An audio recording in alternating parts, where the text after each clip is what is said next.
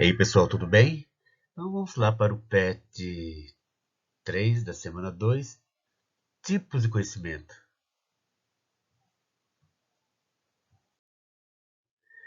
Então vamos lá. Desde o seu princípio, a filosofia se ocupou do problema do conhecimento. Então, os primeiros filósofos na Grécia Antiga que questionaram sobre o mundo, ou seja, o cosmos, sobre o homem, a natureza, tentaram encontrar a verdade em um princípio único, que abarcasse toda a realidade, isto é, sobre o ser.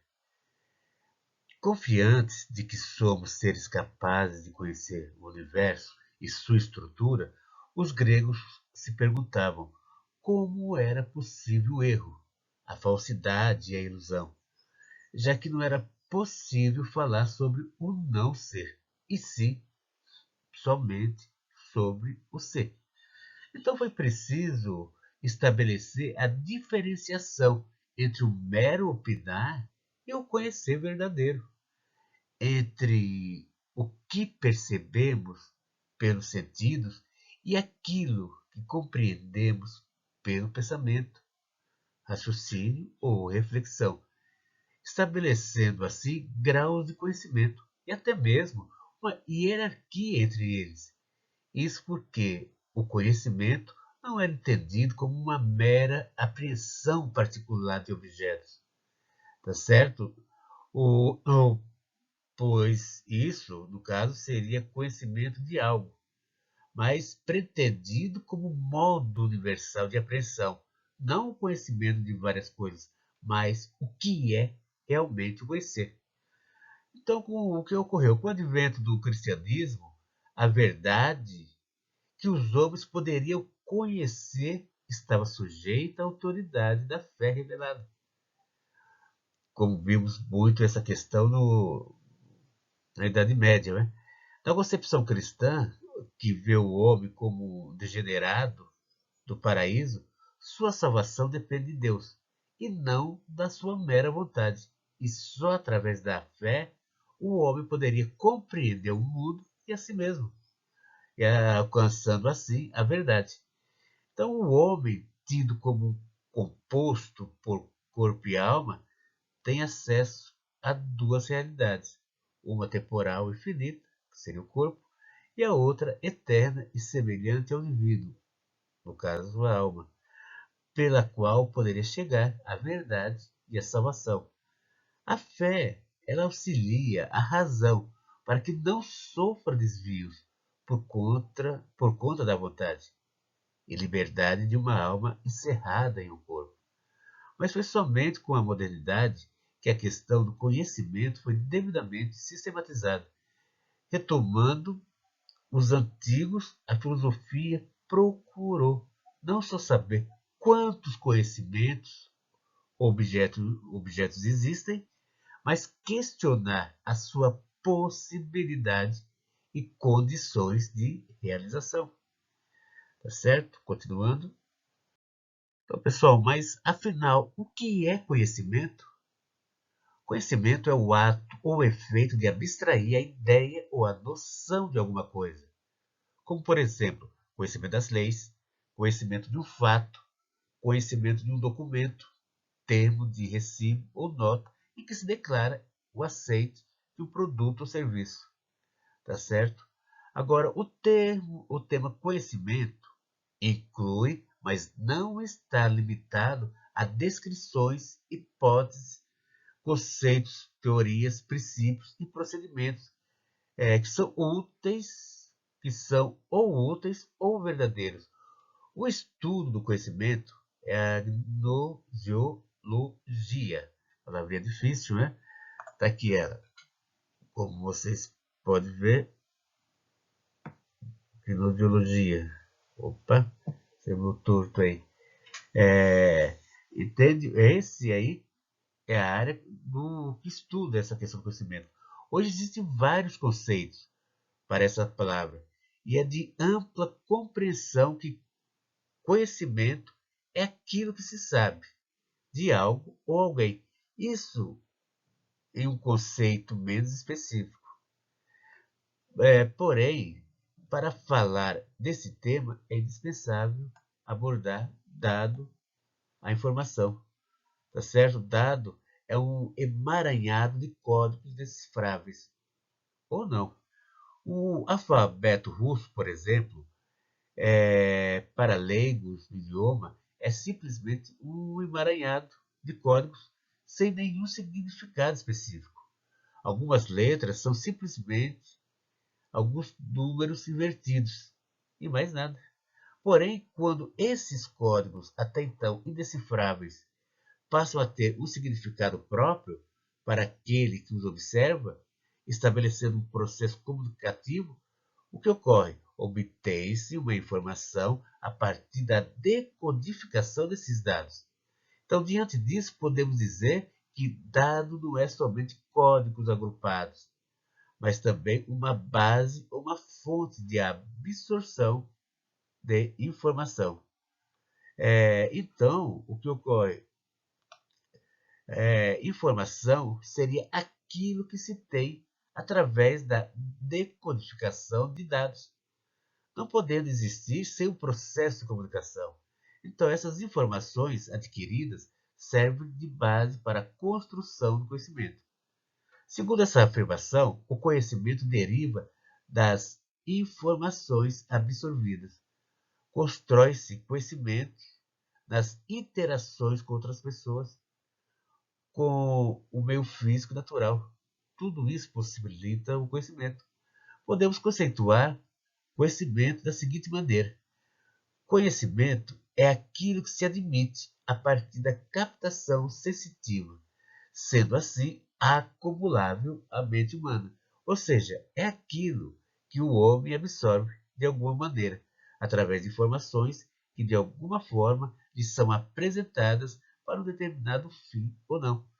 O conhecimento, ele distingue-se da mera informação, porque esta está associada a uma intencionalidade. Tanto o conhecimento como a informação consistem de declarações verdadeiras, mas o conhecimento pode ser considerado informação com propósito ou com uma utilidade. Então, o conhecimento não pode ser inserido no computador por meio de uma representação, porque neste caso seria reduzido a uma informação. Assim, nesse sentido, é absolutamente equivocado falar-se de uma base de conhecimento no computador.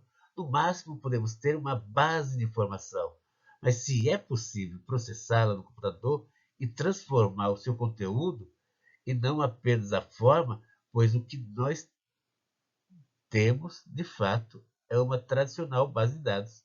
Tá certo? Então, o conhecimento pode ainda ser apreendido como um processo ou como um produto.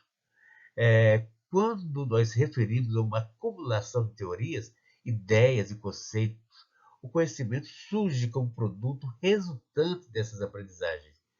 Mas como todo produto é dissociável de um processo, podemos então olhar o conhecimento como uma atividade intelectual, através da qual é feita a apreensão de algo exterior à pessoa. A definição clássica do conhecimento, ela é originada em Platão.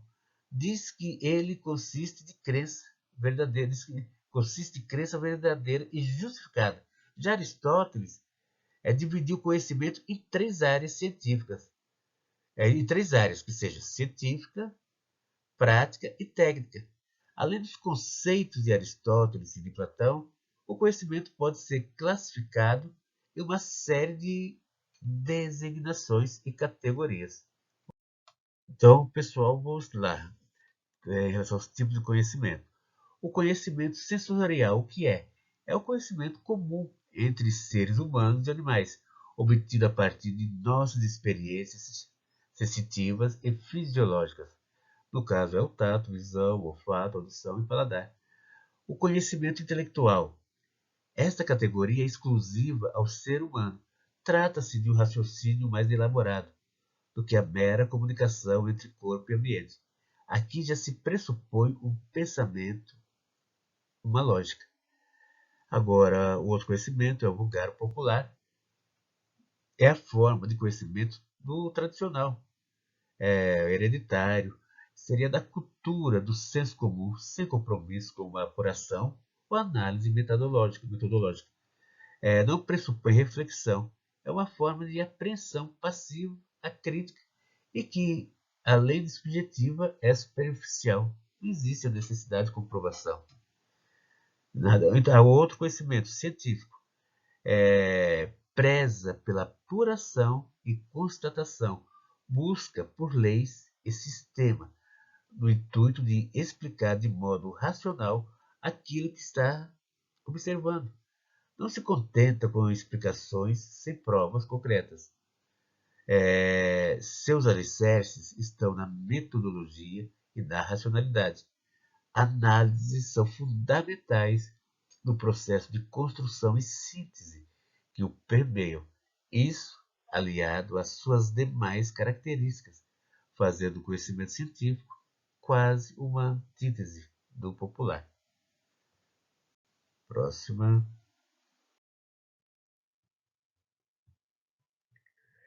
Agora, pessoal, em relação ao conhecimento filosófico. Esse aí está mais ligado à construção de ideias e conceitos. Ele busca as verdades do mundo por meio da indagação e do debate, do filosofar.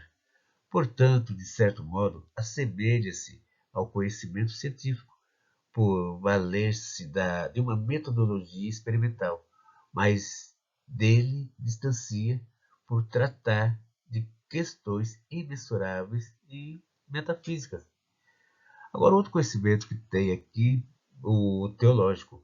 Conhecimento adquirido a partir da fé teológica, sendo fruto da revelação da divindade. A finalidade do teólogo é provar a existência de Deus e que os textos bíblicos foram escritos mediante inspiração divina, devendo por isso ser realmente aceitos como verdades absolutas e incontestáveis. A fé pode basear-se em experiências espirituais, histórias arqueológicas e coletivas que lhe dão sustentação. Certinho? Vamos lá, o conhecimento intuitivo. É inato ao ser humano. O conhecimento intuitivo diz respeito à subjetividade, às nossas percepções do mundo exterior, à racionalidade humana. Esse conhecimento ele manifesta-se de maneira concreta, quando, por exemplo, tem uma epifânia, ou seja, quando tem um fenômeno de aparições, de manifestações de algo, certinho? Então, outras questões também que temos aqui, é a questão da intuição sensorial empírica. A intuição empírica é o conhecimento direto e imediato das qualidades sensíveis do objeto externo, tipo assim, cores, sabores, odores, paladares, texturas, dimensões e distâncias. É também o conhecimento direto e imediato de estados internos ou mentais, lembranças, desejos, sentimentos, imagens, tá certo? Agora tem a intuição intelectual, a intuição com base racional, que é a partir da intuição sensorial você percebe o odor da margarida e o da rosa. A partir da intuição intelectual, você percebe imediatamente que são diferentes. Não é necessário demonstrar que a parte não é maior que o todo. E a lógica, em seu estado mais puro, é a razão que se compreende de maneira imediata.